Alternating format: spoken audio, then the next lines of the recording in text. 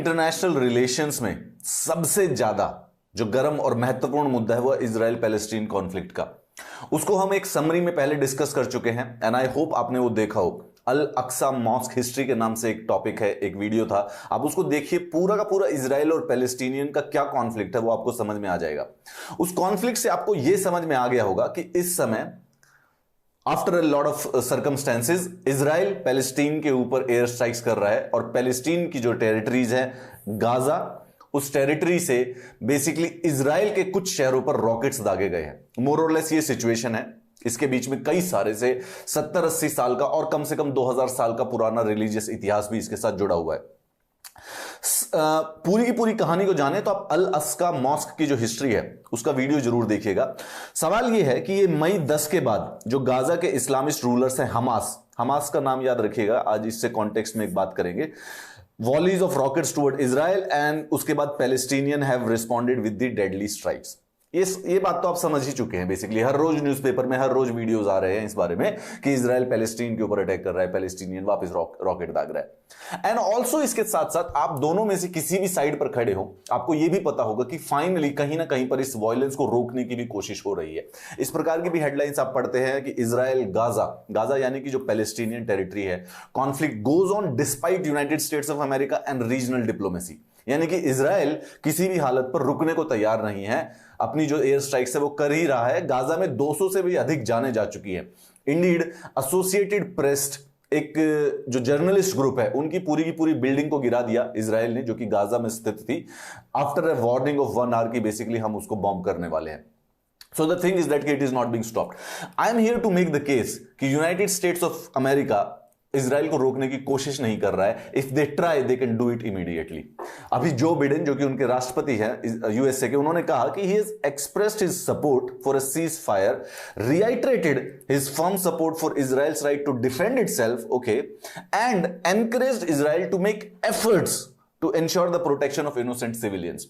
That might seem a statement जो कि विश्व के सबसे पावरफुल राष्ट्रपति की तरफ से आ रही है, यानी कि इसकी कोई वैलिडिटी होगी। However, I'll make a case by discussing 3 events, एक 1956 का, एक 1970s का और एक 1997 का, कि यूएस चाहे तो इजराइल और पैलेस्टीनियन का जो कॉन्फ्लिक्ट है उसको इस समय रोक सकता है। And they are implicitly, more or less explicitly standing with Israel.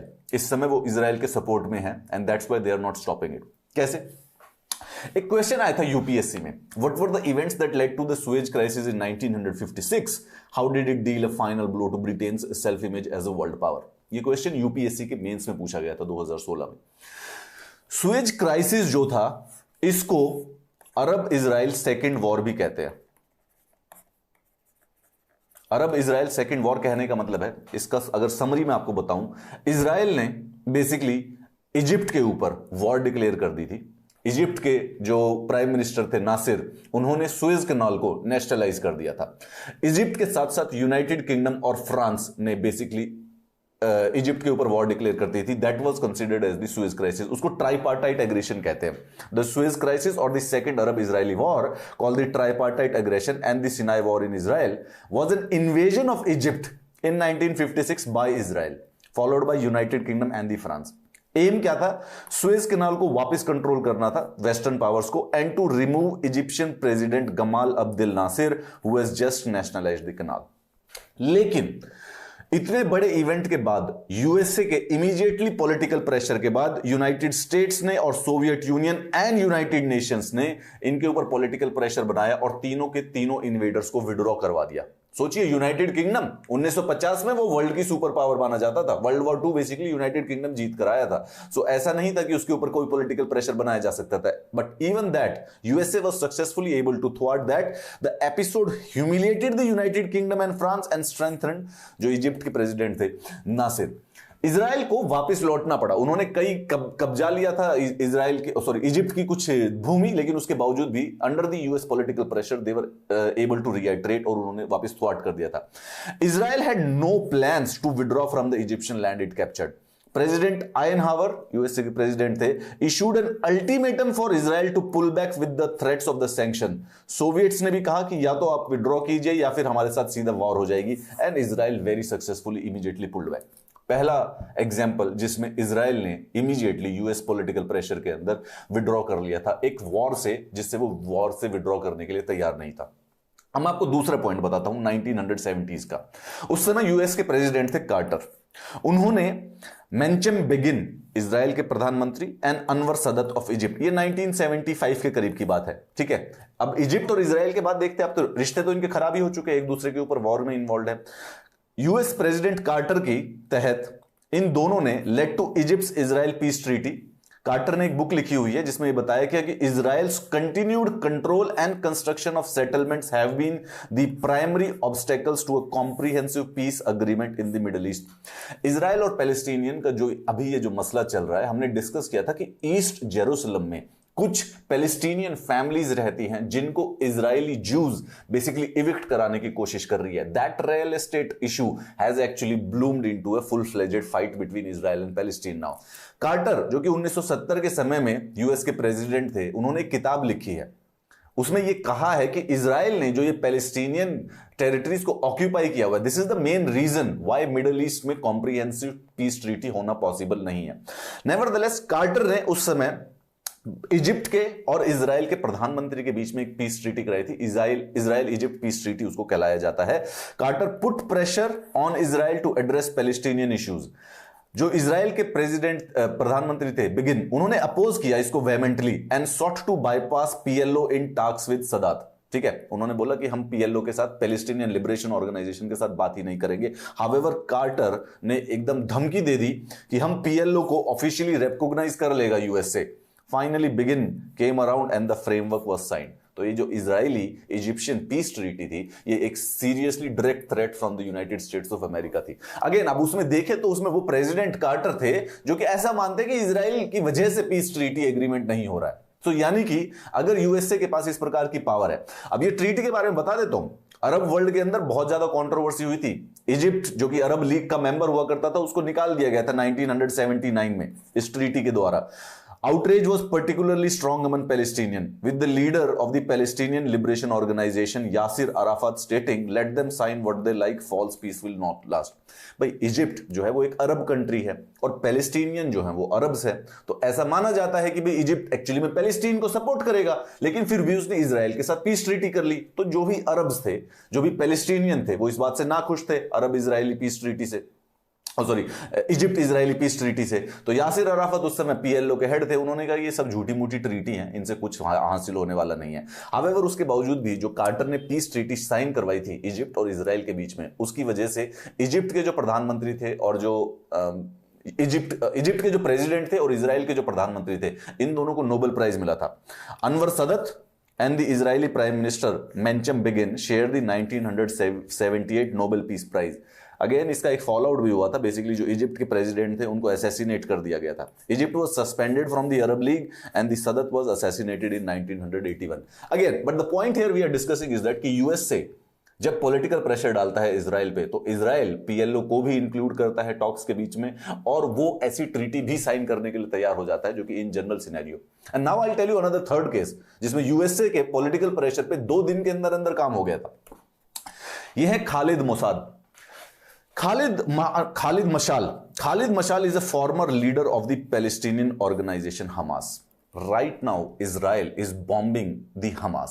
Hamas को खत्म करने की कोशिश कर रहे हैं इस समय इजराइल यह भी कहता है कि हम पैलेस्टीनियन से बात ही नहीं करेंगे जब तक हमास उसके रिप्रेजेंटेटिव होंगे।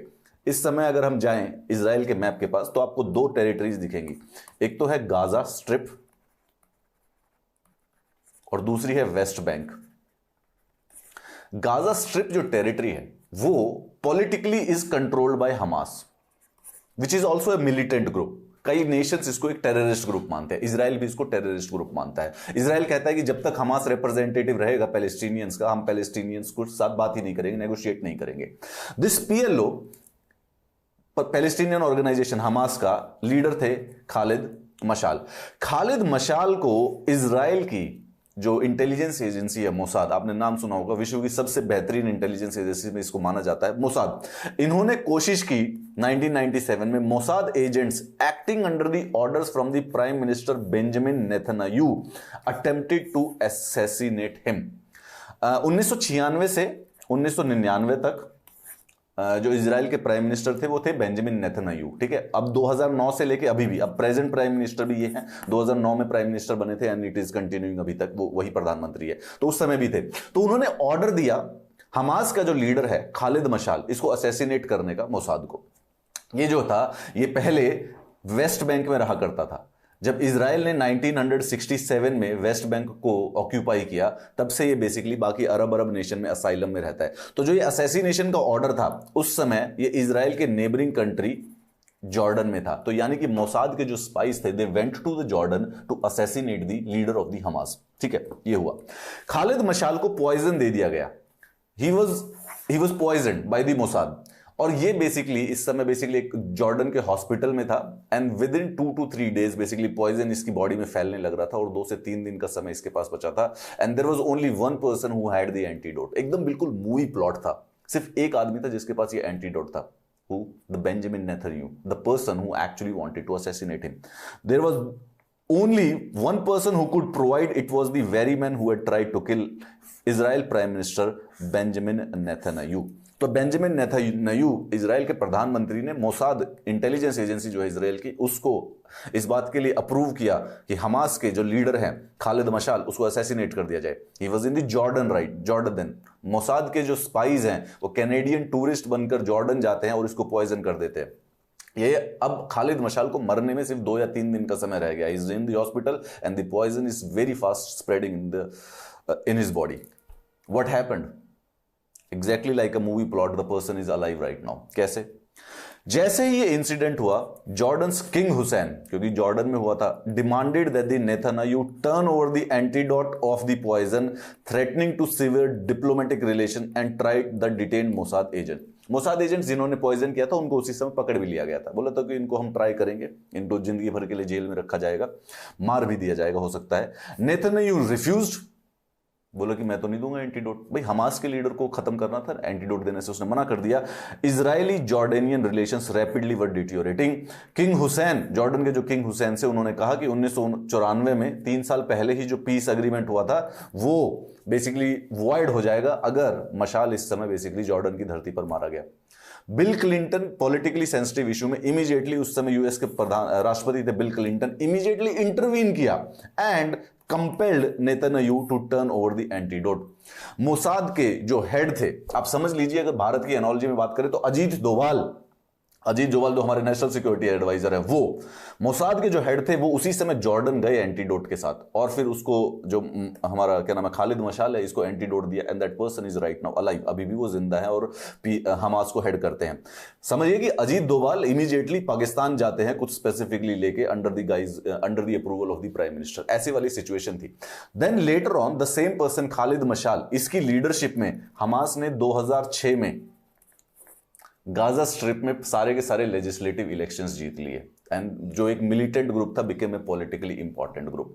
अब इस सारी सिचुएशन से अगर हम देखें, यू कैन इजीली अंडरस्टैंड कि US has enough cloud, diplomatically enough cloud है कि अगर वो चाहे तो इजराइल को इस समय जो वो पैलेस्टीनियन टेरिटरीज को बॉम्ब कर रहा है वो रोक सकता है। So the statement by the US president that he has expressed support for the ceasefire, reiterated his firm support for Israel's right to defend, and is encouraging Israel to making efforts to save innocent lives, are basically empty. ये सारे की सारी जो statements हैं absolutely empty है। History shows us that if they want, they can do it right now, और इस समय conflict को end कर सकते हैं। However, Joe Biden is not ready to